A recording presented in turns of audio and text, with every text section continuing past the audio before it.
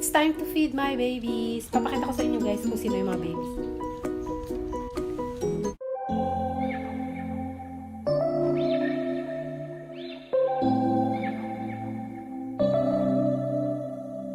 September we met, I could tell by your smile.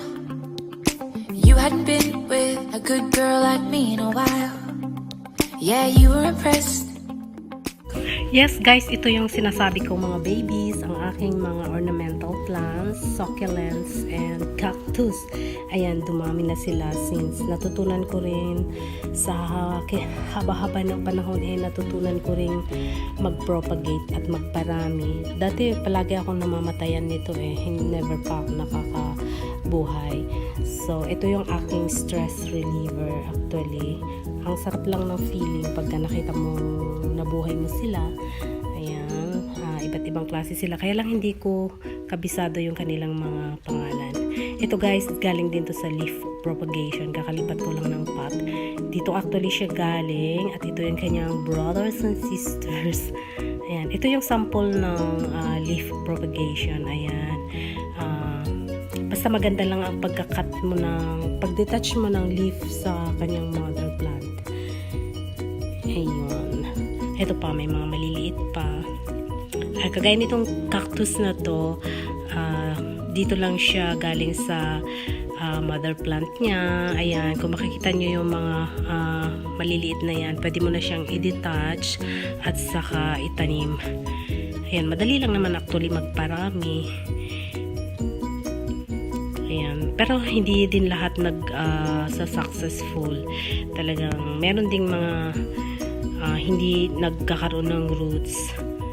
Ayan sila guys. And now, isi-share ko sa inyo kung paano ang ginagawa kong leaf propagation. Simple lang siya. Actually, marami namang mga paraan. Kaya lang ito lang yung pinakamadali para sa akin.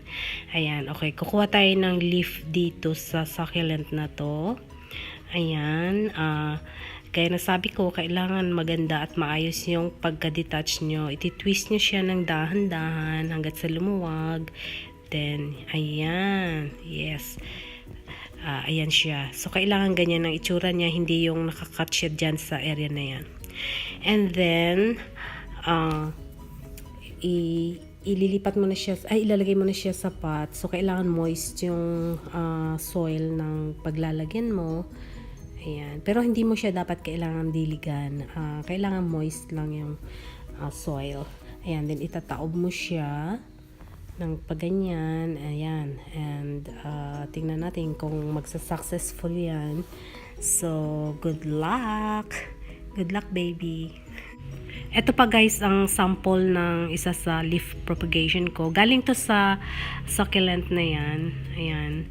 And ayan, medyo nagkaroon na siya ng mga pops.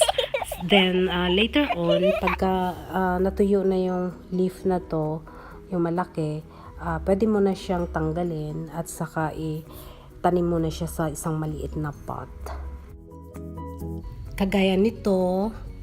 Ayan, or kaya kung wala kayo pang mga pots, kahit sa mga ganitong plastic lang mo ng maliliit. Nabibili ito sa mga hardware or sa mga garden store. Ayan guys. At sa pagdilig naman guys, hindi lahat ng succulent is mahilig sa water. So kailangan dry na dry mo na siya before mo siya ulit i-water. Otherwise, magra-rot yung kanyang roots.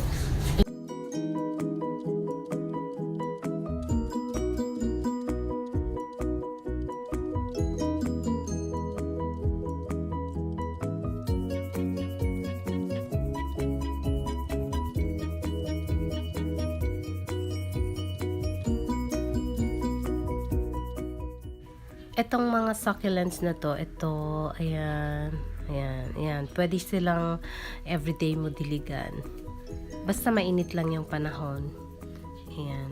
At saka pag nakita nyo tuyo na siya, ayan, pwede mo na silang diligan.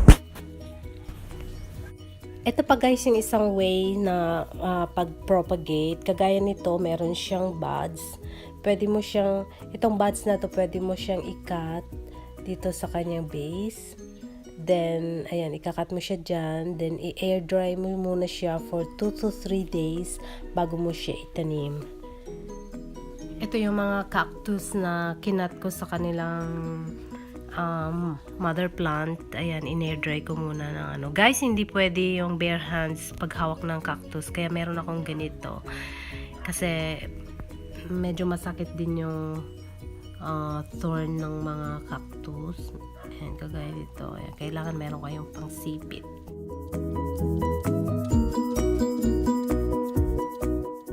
That's all for today, guys. Thank you for watching. Bye-bye.